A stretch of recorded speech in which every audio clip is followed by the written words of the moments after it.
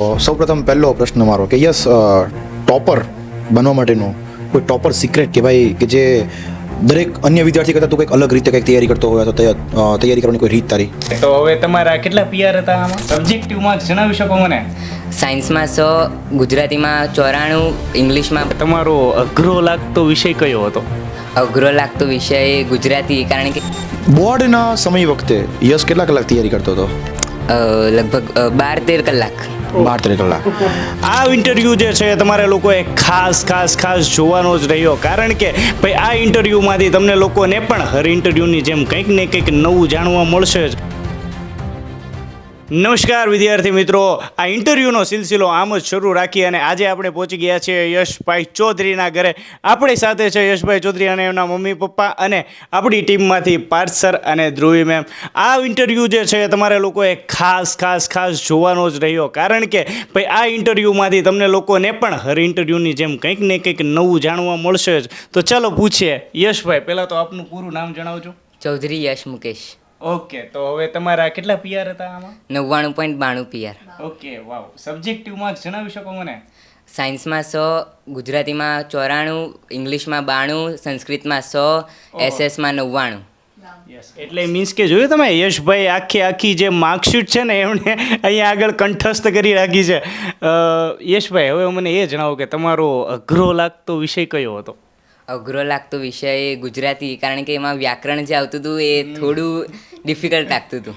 Okay, મૂળ ગુજરાતી એટલે કે ભાઈ વ્યાકરણવાળા જે કાંઈ સબ્જેક્ટ છે ને એ ભાઈ યશભાઈને થોડાક અઘરા લાગતા હતા. સહેલો સબ્જેક્ટ કયો લાગતો? સહેલો સબ્જેક્ટ સાયન્સ લાગતો હતો. શા માટે? એમાં પ્રક્રિયાઓ યાદ રાખવી, એટલે આમ થયું એમ યાદ રાખવું બહુ સરળ હતું. ઓહો, લોકો જે સાયન્સની પ્રક્રિયાઓથી રિએક્શનોથી ભાગતા હોય ને એમાં અમારે યશભાઈ સામે દોડે છે કે ભાઈ કાંઈ વાંધો નહીં, આમ છે તો આવી રીતે થાય છે. એટલે જોયું તમે કે ભાઈ યશભાઈ બધા કરતાં અલગ કંઈક આવી રીતે પડે છે રિએક્શનોથી. વિદ્યાકુલના લેક્ચર તમે ડેઇલી અટેન્ડ કરતા કે? હા, ડેલી અટેન્ડ કરી લેતો, પણ ઓફલાઈન ક્લાસ હોય અને જ્યારે ન ફાવે ત્યારે રવિવારે જોઈ લેતો એ ક્લાસ બધા. Okay, recorded class? હા, રેકોર્ડેડ ક્લાસ મળતા હતા. તમે ટોપર બેચમાં જોડાયેલા હતા? હા, ટોપર બેચમાં જોડાયેલો. ઓકે, યસ પાછળ. તો સૌપ્રથમ પહેલો પ્રશ્ન મારો કે યસ ટોપર બનવા માટેનું કોઈ ટોપર સિક્રેટ કે ભાઈ કે જે દરેક અન્ય વિદ્યાર્થી કરતાં તું કંઈક અલગ રીતે કંઈક તૈયારી કરતો હોય તો તૈયારી કરવાની કોઈ રીત તારી? હા, કન્સિસ્ટન્સીથી દરરોજ જેટલું મોઢે કરવાનું એ બધું મોઢે કરી લેવાનું, વાંચવાનું એ બધું વાંચી લેવાનું, તો સારા ટકા તો આવી જ જાય. યસ, બોર્ડની બસ લાસ્ટ ઇન્ટરવ્યુમાં બી આજ અમારા એક વિદ્યાર્થી બોલ્યો હતો આન્સર. બોર્ડના સમય વખતે યસ કેટલા કલાક તૈયારી કરતો હતો? લગભગ 12-13 કલાક. 12-13 કલાક. અને કોઈ અમારા વિદ્યાર્થી કે જે વિચારતો હોય કે હવે મારે ટોપર બેચમાં જોડાવવું જોઈએ કે નહીં, તો એના માટે શું જવાબ હશે તારો? જો તમને ફાવતું હોય કે તમામ સરો સારી રીતે ભણાવે છે, સારી રીતે તમને સમજાય છે, તો જોડાવવું જ જોઈએ. અહીંયા મારે ખાસ એનો જિક્ર કરવો છે કે એમના ફાધર પોતે અહીંયા સુરતની અંદર ખાનગી શાળામાં એક શિક્ષક છે, સરકારી શાળામાં, સોરી, હા, એસએમસીની. તો મારે એ વાત ખાસ કહેવી છે કે એક વાલી હોય ને એની માપપટ્ટી અલગ હોય અને એક શિક્ષકની માપપટ્ટી અલગ હોય, કારણ કે સેમ ફિલ્ડના માણસો છીએ. તો આ અર્થે એક શિક્ષક તરીકે અને એક પિતા તરીકે વિદ્યાકુલ હર હંમેશા ગુજરાત સુધી તો પહોંચ્યું છે, પણ ઓનલાઈન એજ્યુકેશનની દ્રષ્ટિએ આજના સમયની અંદર એક શિક્ષક તરીકે તમારી શું ભૂમિકા રહી છે? સૌ પહેલાં હું આ વિદ્યાકુલના તમામ સ્ટાફને ખૂબ ધન્યવાદ પાઠવું છું, કારણ કે જ્યારે વિદ્યાકુલ આજે ઓનલાઈન ક્લાસીસ ચાલવે છે તેમના ક્લાસીસ અત્યંત આનંદદાયી હોય છે અને સમજાવટ એટલી સારી રીતે આપે છે, જેથી ગુજરાતના બાળકો જે ઓફલાઈન કરે છે એના કરતાં આની અંદર સમય તમારો સાંજનો 7 વાગ્યા પછીનો રાખ્યા પછી એની અંદર બાળકોને ખૂબ જ ગમતીદાર અને આનંદદાયી આટલો મોટો સ્ટાફ છે, સારી રીતે ભણાવે છે, મને આનંદ આવી જાય એવી રીતે બાળકો પણ ભલે આખો દિવસ બહાર લીધો હોય પણ સાંજે એ લોકો ફ્રેશ થઈ જાય ક્લાસ સાંભળીને. વાહ વાહ, સરસ. ખાસ તો મારે યશને સવાલ છે. યશ, આમ તો ટોપર છે, મતલબ ઘણા વિદ્યાર્થીઓને એવો સવાલ હોય કે શું ટોપર્સ સોશિયલ મીડિયાનો યુઝ કરે છે? ના, નથી કરતા મતલબ ક્યારેક તારે ફ્રેશ થાવ તને એમ ન થાય કે ભાઈ બસ આખો દિવસ સ્ટડી તને એમ ન થાય કે વચ્ચે થોડુંક આમ ટાઈમ પાસ માટે અથવા તો ફ્રેશ થવા માટે 5 થી 10 મિનિટ કરતો બસ, પછી નહીં. પછી મતલબ એના માટે તેના તને ખબર મતલબ 5-10 મિનિટમાં તો સ્ટોપ જ કરી દેતો. એટલે થોડી વાર જોતો પણ મને લાગતું કે બહુ જોવાઈ ગયું, આવું નહીં કરાય એમ, પછી બંધ કરી દેતો.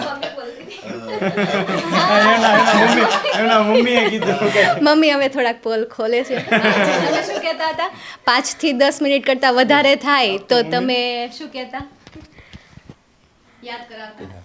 એને મેં કીધું તને ટોપર થવું છે તો પછી વધારે ફોન નહીં જોવાનો. એનો ગોલ યાદ કરાવી દેતા હતા ખાસ એમને. મતલબ કે મમ્મી પપ્પા સાચી એક વિદ્યાર્થીની સફળતા પાછળ બેકબોન હોય છે કે જે એમને યાદ કરાવે છે કે બેટા ભણ, તે જે ટાર્ગેટ સેટ કર્યો છે એ ટાર્ગેટને હાસિલ કરવાનો છે.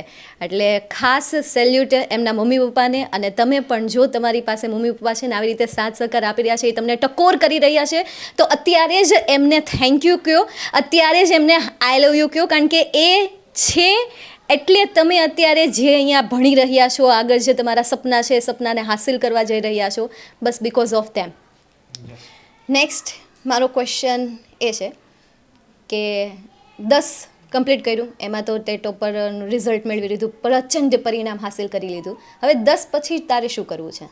મારે હવે સાયન્સમાં બી ગ્રુપ રાખવું છે, બાયો લેવું છે અને આગળ નીટની પરીક્ષા આપીને ડૉક્ટર બનવું છે. ઓકે સર, તો તમારી ફેમિલીમાં હવે enter થશે. યસ, અમારી ફેમિલીમાં 100%, કારણ કે હવે જે છે એમને સાયન્સ રાખવું છે. તો મારે એક એ કહેવું છે કે ભાઈ 10મું જે છે બરાબર, એમાં તો તમે બહુ જ સારું રિઝલ્ટ મેળવ્યું છે, પરંતુ તમને એક આમ તો ડરાવતો નથી પણ એક જે રિયાલિટી છે એ કહું છું કે ભાઈ નીટની એક્ઝામનું નામ તમે સાંભળ્યું છે?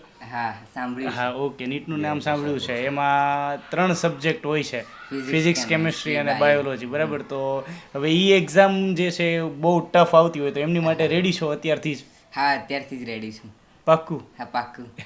વાહ, ખરેખર આનો કોન્ફિડન્સ લેવલ જોઈએ અને ખરેખર આનંદ થયો. કારણ કે બાળકો જે છે એ અત્યાર સુધી એવું હોય છે કે ભાઈ મારો ગોલ ફિક્સ નથી. ઘણા એવા વિદ્યાર્થીઓને મળ્યા છીએ કે ભાઈ જેમનું હજી ગોલ ફિક્સ નથી હોતો, પરંતુ આ વિદ્યાર્થીએ ઓલરેડી બી ગ્રુપ રાખી લીધું છે અને અત્યારથી એમને જે છે નીટ એક્ઝામ ક્લિયર કરવા સુધીનો તમામ રસ્તો અને નીટ એક્ઝામ શું છે, કેવી રીતની હોય છે, કેટલી ટફ હોય છે, એ તમામ વસ્તુ જે છે એમને અત્યારથી જ ખ્યાલ છે. ખૂબ જ આનંદ થયો દીકરા. મેન સવાલ, યસ, ટોપર જે નેક્સ્ટ આવતા વર્ષે બનવાના છે, એ ટોપર બનવા માટે જો કોઈ વિદ્યાર્થીને એવો પ્રશ્ન પૂછી શકાય કે ભાઈ શું શરૂઆતથી તૈયારી કરીને ટોપર બની શકાય કે પછી 3-4 મહિના આરામ કરવાનો કે પછી છેલ્લે જોવી જશે? ટોપર બનવું હોય તો શરૂઆતથી જ સારી રીતે તૈયારી ચાલુ કરી દેવાની. શરૂઆતથી જ? હા, અને એવું રાખવાનું કે જે વાંચીએ તે બરાબર વાંચવાનું. એવું નહીં કે કાચું પાકું નહીં, જે વાંચીએ એ તો એટલું તો આવડવું જ જોઈએ. ઓકે. મતલબ એ ઇન શોર્ટ એવું કહેવા માંગે છે કે જે પણ કાર્ય શરૂ કરો છો એમાં 100% આપો. ફોકસ જો સ્ટડી ઉપર હોય તો 100% આપીને તમારું ફોકસ સ્ટડી ઉપર જ હોવું જોઈએ. હા. તમે સોશિયલ મીડિયા યુઝ કરી રહ્યા છો તો 100% તમારું સોશિયલ મીડિયામાં જ ફોકસ હોવું જોઈએ, રાઈટ? પરફેક્ટ. અમારા 4 શિક્ષકો, હા, એમાંથી 4 શિક્ષકનો એક ડાયલોગ કંઈક કેવું હોય તો ડાયલોગ યાદ હશે, કંઈક શોર્ટકટ યાદ હશે, કંઈ પણ મેથ્સમાં સાહિલ સર, અથવા તો એની ખાસ વિશેષતા તને જે સારું લાગે, જે મજા જે અત્યારે ઇન્સ્ટન્ટ જે સ્પાર્ક થાય નહીં તાર ઓલી જવાનું છે. ખૂબ જ કોમેડી કરાવતા. ખૂબ જ કોમેડી. ઓકે. ભણાવતા અને સાથે કોમેડી કરાવતા એટલે મજા આવી જતી. Okay. Hiren sir? Hiren sir પણ બધા સર કોમેડી કરાવતા અને મજા સાથે ભણાવતા. સાયન્સમાં કોઈ ખાસ બાબત હિરેન સરની સારી લાગતી હોય? તે લોકો પીપીટી બહુ સારી હતી અને એટલે ભણવામાં મજા આવે એમ. વાહ. વિડીયોઝ હોય ને તો મજા આવી જાય. Okay. Dhruvi ma'am English? Dhruvi ma'am English એ પણ મજા સાથે ભણાવી દેતા. મજા સાથે? હા. અને સમાજ કોણ ભણાવે? તમે? હા, મેં હું જ ભણાવું છું, ભૂલાઈ ગયું. તો સમાજમાં કોઈ ખાસ બાબતો સારી લાગતી હોય, કંઈ યાદ હોય અથવા કંઈ? એમાં પણ તમે બહુ કોમેડી કરાવતા. કોમેડી કરો તો ભણાવતો નહોતો કા? ભણાવતા પણ ને કોમેડી પણ. અચ્છા, બાળકને એવું કેવું છે કે ભાઈ હસતા રમતા ટોપિક ક્યારે સમજાઈ જાય ત્યારે એમ કહે ને કે મજા જ આવતી, કન્સેપ્ટ ક્લિયર થઈ જતા અને છેલ્લે. ઓકે. તો અને નેક્સ્ટ કે ભાઈ તારું નેક્સ્ટ ગોલ કમ્પ્લીટ છે, તારા માતા પિતાએ ક્યારે તને એવું ક્યારે કીધું કે બેટા તું ઉઠી જા અને તારે મહેનત માટે લાગી જ પડવું છે, ટકોર કરી છે ક્યારે ક્યારે? હા કરી હતી. ઓકે, કરી હતી. પપ્પા શિક્ષક છે, હા. તો ક્યારે ડર લાગતો કે પપ્પા શિક્ષક છે, ઘરે આવીને કદાચ પૂછી લે? ના પહેલાં લાગતું પછી નહીં. પહેલાં લાગતું પછી નહીં. ઓકે, અને અમારા જો કોઈ વિદ્યાર્થી વિચારતો હોય કે ભાઈ ટોપર બેચમાં જોડાવવું જોઈએ કે નહીં, તો વિદ્યાર્થીને કંઈક સંદેશો આપી દઈએ ને. જો તમે ખરેખર દરરોજ ભણવા માંગતા હોય અને તમારે સારા ટકા લાવવા જ હોય તો વિદ્યાકુલ એ સારું ઓપ્શન છે. ટોપર બેચમાં જોડાઈને સારા ટકા લાવી શકાય છે. હવે એક વાલી તરીકે મારે તમને પૂછવાનું કે ભાઈ જે વિદ્યાર્થીઓ જે છે બરાબર એ આવી રીતે મહેનત તો કરે છે બોર્ડની પરીક્ષામાં, તો વાલી તરીકે આપણો શું રોલ હોવો જોઈએ એઝ અ વાલી તરીકે અને એક ટીચર તરીકે, બંનેના દૃષ્ટિકોણથી તમારે કેવું હોય તો અમારા વાલીશ્રીઓને એક મેસેજ જરીક તમારા તરફથી. સૌથી પહેલાં વાલીઓને એટલું જાણ કરવામાં આવ્યું છે કે આજની જે જનરલ જોવા જઈએ છે કે આજના જે છોકરાઓ છે વધારે તોફાની થઈ ગયા છે, અને જે આપણે પેપરની અંદર વાંચતા હોય છે પણ આપણે વાલી તરીકે એક બાળકને જે ઉંમર પ્રમાણે જે ધ્યાન રાખવું જોઈએ ને તે ધ્યાન રાખવાની જરૂર હોય છે. ખાલી આ એમની ઉંમર 34, જે આપણે દાખલા તરીકે હમણાં જે 10 ને 5 15 વર્ષથી 18 વર્ષની જે ઉંમર છે ને એને સાચવવાની જરૂર છે. ખાસ કરીને છે ને એના તરફ વધારે ધ્યાન રાખો. બાળપણમાં આપણે ધ્યાન રાખ્યું છે એ જ પ્રમાણે અત્યારે પણ ધ્યાન રાખો. એનું કારણ છે કેમ કે બાળક જે છે અત્યંત સંવેદનશીલ બની જાય છે અને એક બીજા પ્રવૃત્તિઓમાં ન જાય એના માટે આપણે એક વાલીને હું એક સંદેશો આપવા માગું છું કે આપણે એ સમયની અંદર બાળકોને ખાસ કરીને ધ્યાન રાખવું. સવારનો જે સમય છે, રાતનો જે સમય છે, જે સમય છે એના બાળક તરફ ખાસ ધ્યાન રાખવાની જરૂર હોય છે. અને શિક્ષક તરીકે એટલું કહેવા માગું છું કે બાળક શું કરે છે શું નહીં કરે છે એની આપણે સાંજે અથવા સવારે એની આપણે ફોલો લેવાનું છે. કેમ કે ભણવાના વધારે મેન જે એની ઉંમર છે ઓછામાં ઓછા એ 12મા સુધી સારી રીતે, 10માંથી એમ તો બાળક તો નાનપણથી જ ભણતું હોય તો વાંધો ના આવે, પણ બાકી ધ્યાન આપવાની જરૂર શિક્ષકની પણ છે અને વાલીઓની પણ છે. અને બીજી વાત, જે અત્યારે વિદ્યાસંકુલ જે ચલાવે છે, વિદ્યાસંકુલ ઓનલાઈન ક્લાસ ચલાવે છે, એ ક્લાસની અંદર સાંજનો સમય હોય છે અને એ સાંજના સમયે બાળક ત્યાં વ્યવસ્થિત રીતે, કેમ કે એમનું ભણાવવાની જે રીત છે બહુ સરસ છે. એટલે હું તમને સંદેશ કરવા માગું છું કે આવી રીતે તમે આ આયોજન કરો અને બાળકને આગળ વધારો. વાહ વાહ, સરસ સરસ, આભાર સાહેબ. અંતે એટલું કહીશ કે વિદ્યાર્થીની સ્ટાર્ટિંગની જર્ની, એમનો આખું મહેનત, કેવી રીતે તૈયારી કરીને આખું ટોપ મેળવ્યા છે, એની આખી વાત કરીએ. બસ અંતે એટલું જ કહું છું કે ભાઈ ફરી એક નવા ટોપર સાથે મળશું. પણ હા, ખાસ આવનાર વિદ્યાર્થીઓ, એટલે કે જે વિદ્યાર્થીઓ હવે બોર્ડની એક્ઝામ આપવાના છે, તો તમે આ વર્ષે કેટલો ટાર્ગેટ સેટ કર્યો છે તમારા બોર્ડની એક્ઝામ માટે, ખાસ એક નીચે કોમેન્ટ કરી આપજો. ફરી મળીએ છીએ કોઈ નવા ટોપર સાથે. ત્યાં સુધી રજા આપો. Bye, take care, see you soon. Thank you very much. Thank you.